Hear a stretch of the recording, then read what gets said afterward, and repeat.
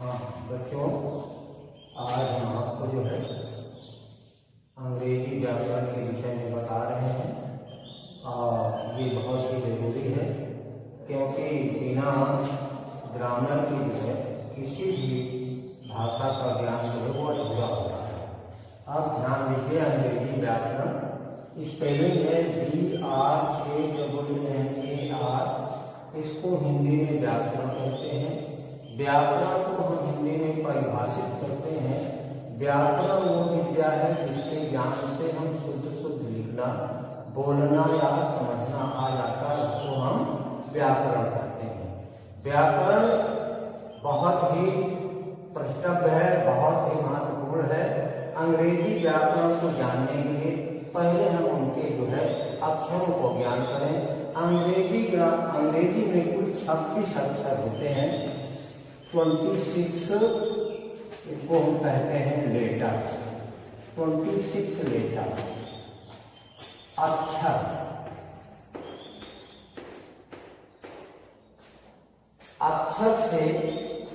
अक्षर किसको कहते हैं? बोलने का जो सबसे मध्यम इकाई होती है उसको हम अक्षर कहते हैं। बिना अक्षर के जो हम किसी भाषा को बोल नहीं पाते हैं। तो अंग्रेजी व्याकरण में सबसे पहले ये जानना है कि अंग्रेजी में कुल कितने अक्षर हैं। अंग्रेजी में कुल 26 अक्षर है। इन 26 अक्षरों को जो है एक नाम हम देते हैं जिनको हम अल्फाबेट कहते हैं, जिनको हम वर्णमाला कहते हैं। अल्फाबेट हिंदी में उसको हम वर्णमाला कहते हैं। वर्णमाला का मतलब होता है वर्ण माने अक्षर, माला माने समूह। अक्षरों के समूह को हम वर्णमाला कहते हैं, उसी को हम अंग्रेजी में अल्फाबेट कहते हैं। अल्फाबेट जो है ये 2 प्रकार के होते हैं। एक होता है वावेल, जिसको हम स्वर कहते हैं। स्वर उसको कहते हैं जो बोलने में किसी दूसरे की सहायता नहीं लेते, उसको हम स्वर कहते हैं। अंग्रेजी में ये 5 अक्षर होते हैं जिनको हम A, E, I, O और ये 5 अक्षर जो है हमारे क्या कहलाते हैं? वावेल कहलाते हैं। और इसके बाद जो 21 अक्षर बचते हैं वो हमारे कॉन्सोनेंट कहलाते हैं। कॉन्सोनेंट को हम हिंदी में जो है कॉन्सोनेंट को हम व्यंजन कहते हैं। व्यंजन इनके बोलने में हमें स्वर का लगाना जरूरी है। बिना इनकी सहायता से हम बोल नहीं सकते हैं। अब जैसे इसमें जो है इस 5 अक्षरों के अलावा जो 21 अक्षर होते हैं वो हमारे क्या है? वो हमारे जो है कॉन्सोनेंट कहलाते हैं।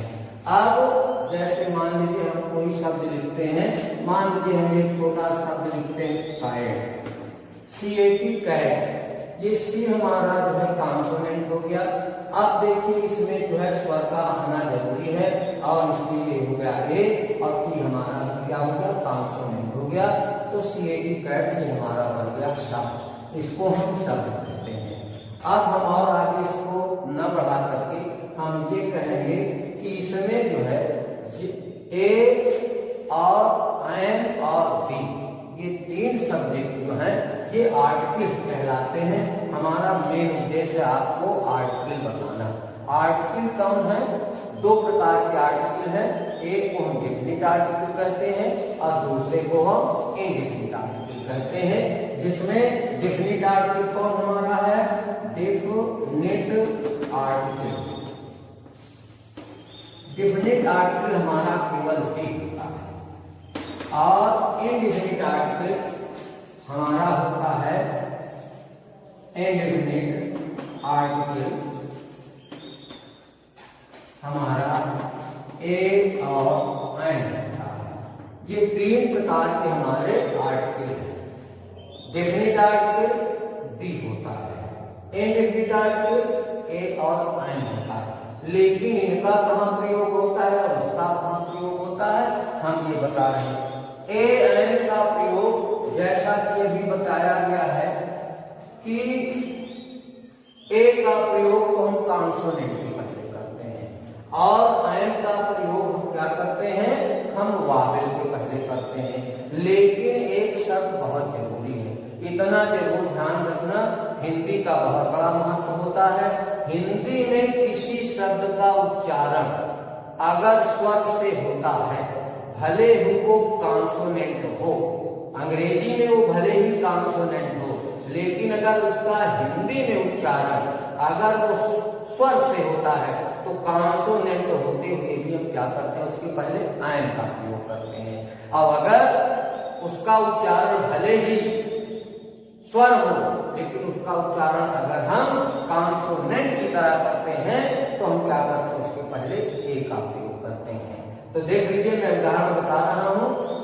ए का प्रयोग आप कहां करते हैं, ऐन का प्रयोग आप कहां करते हैं। तो ए का प्रयोग हमने पहले बताया कि हम ए का प्रयोग कॉन्सोनेंट के पहले करते हैं और ऐन का प्रयोग हम वावेल के पहले करते हैं। जैसे कह दिया जाए ईयर है हमारा, EAR। अब अगर इसको कह दिया जाए तो इससे पहले आप ए लगाएंगे कि ऐन लगाएंगे, इन दो में से किसका प्रयोग करेंगे, तो आप ये कहेंगे। अब इसका उच्चारण आप ईयर करते हैं, ईयर माने कान होता है। अब ये ई शब्द जो है हमारा हिंदी ग्रामर से जो है आ, छोटा बड़ा, छोटी बड़ी, ये हमारा क्या हो गया, स्वर हो गया। हिंदी उच्चारण में ये ईयर है, तो इसके पहले हम किसका प्रयोग करेंगे, ऐन का प्रयोग करेंगे। ऐन है एक नाम। अगर इसी का उच्चारण जो है हम क्या करें, ईयर है ये हमारा ईयर, तो वावेल के पहले हम ऐन का प्रयोग करते हैं। जैसे अम्ब्रेला है, अम्ब्रेला हमने लिख दिया और अम्ब्रेला में आप क्या करेंगे, इसमें कहा जाए बताओ बेटा इसमें किसका प्रयोग करोगे, तो अम्ब्रेला आ से शुरू होता है, तो ये हमारा क्या हो जाएगा, इसके पहले ऐन का प्रयोग करेंगे। ये ऐन का प्रयोग हो गया। लेकिन हमने ये भी कहा कि अगर उच्चारण भले ही वावेल हो, अब अगर उसका उच्चारण जो है हम कॉन्सोनेंट की तरह करेंगे तो ऐन लगेगा। अब जैसे देख लीजिए, यहाँ पर हमने अम्ब्रेला लिखा है, इसके पहले आपने ऐन लगाया है। अब अगर हम लिखते यूनियन, ये यूनियन को हम हिंदी में जब पढ़ते हैं ये लिखते हैं यूनियन। ये है, देख लीजिए ये भी यू है और ये भी यू है, लेकिन दोनों में जमीन आसमान का अंतर है। यू हमारा यहाँ पर अम्ब्रेला आपने पढ़ा है, तो ये हमारा स्वर में है। अब देख लीजिए यहाँ आप इसको यूनियन पढ़ते हैं, ये यूनियन जो है यू से यहाँ भी शुरू है, लेकिन आप इसको या ले जाते हैं किसमें, कॉन्सोनेंट में, तो इसके पहले क्या लगाएंगे, ए का प्रयोग करेंगे, इसके पहले ऐन का प्रयोग नहीं करेंगे। तो देख लीजिए, हमने जो आपको बताया कि ऐन का प्रयोग कहाँ होता है और ए का प्रयोग कहाँ होता है। इसी के दूसरे भेद में देख लीजिए, जैसे HOUR, ये हिंदी में पढ़ा जाता है आवर। अब घंटा इसको बोलते हैं। अब है तो ये कॉन्सोनेंट है, लेकिन इसका उच्चारण हम किससे करते हैं, वावेल। उसका उच्चारण हम वावेल को कहते हैं। तो यहाँ पर हम किसका प्रयोग करेंगे, यहाँ पर फिर हम ऐन का प्रयोग करेंगे, ए का प्रयोग नहीं करेंगे। कहने का तात्पर्य है हमारा कि ए का प्रयोग हम वहां करते हैं हिंदी उच्चारण में, यदि जो शब्द होता है अगर वो कॉन्सोनेंट की तरह होता है तो उसके पहले ए का प्रयोग करते हैं, और अगर उसका उच्चारण हम जो है भले ही वो कॉन्सोनेंट हो, लेकिन उसका उच्चारण हम स्वर की तरह करते हैं, तो हम क्या करते हैं, उसके पहले हम जो है ऐन का प्रयोग करते हैं। जैसे एक उदाहरण और दे दूं, वन। वन है, वन माने एक होता है। देख लीजिए, दूसरा शब्द हम लिख रहे हैं ऑरेंज। देख लीजिए, दोनों में जमीन आसमान का अंतर है। ये भी ऑरेंज है, या ऑरेंज कहते हैं, इसको वन कहते हैं। अगर इनके दोनों में कह दिया जाए तो इसमें बताइए, इसमें किसमें ऐन लगाएंगे और किसमें ए का प्रयोग करेंगे, तो कहेंगे इसमें हम ऐन का प्रयोग करेंगे, और इसमें हम किसका प्रयोग करेंगे, ए का प्रयोग करेंगे। देखिए, अभी इसके पहले हम आपको ए और एन जो इनडेफिनिट आर्टिकल था उसके विषय में बताए हैं। अब आपको हम डेफिनिट आर्टिकल के विषय में बता रहे हैं कि दी का प्रयोग कहाँ कहाँ पर होता है। दी का प्रयोग जो है बहुवचन संज्ञा के साथ हम क्या करते हैं, बहुवचन कॉमन नाम के साथ जो है हम क्या करते हैं, दी का प्रयोग करते हैं। जैसे हम लिख दिया काउस, काउस माने गाय। अगर इसका हम पहली बार प्रयोग करते हैं तो हम क्या करेंगे, उसमें हम बहुवचन का प्रयोग किए हैं।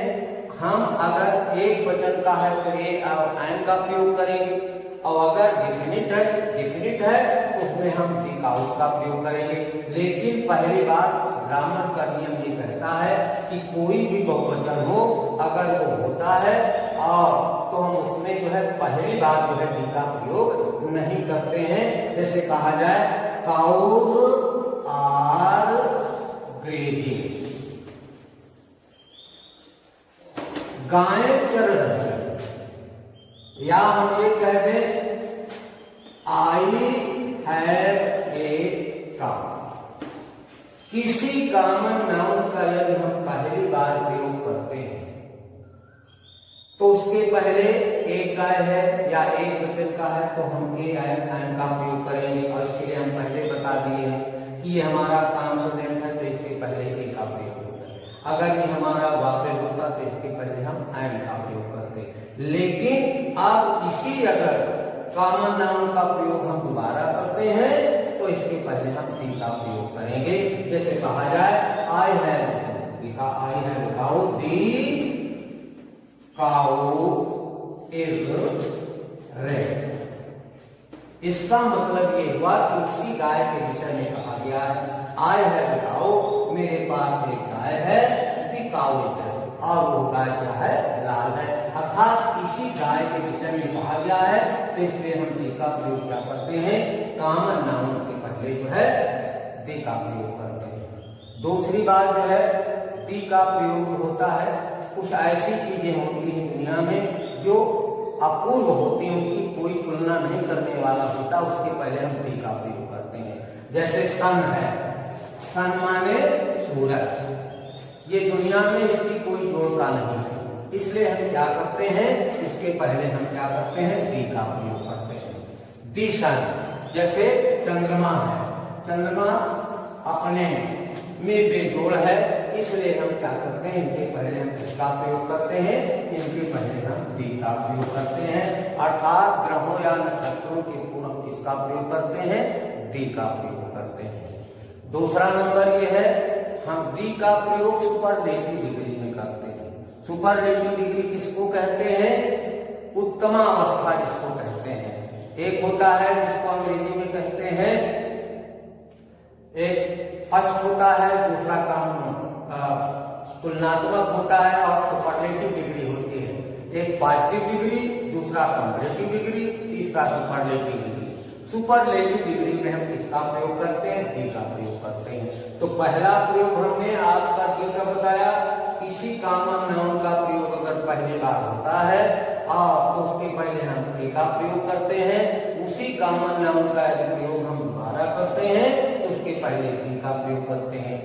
दूसरी बात हमने बताया, ग्रहों या नक्षत्रों के नाम के पहले हम इसका प्रयोग करते हैं, दी का प्रयोग करते हैं। जैसे दी सन हो गया, दी मून हो गया।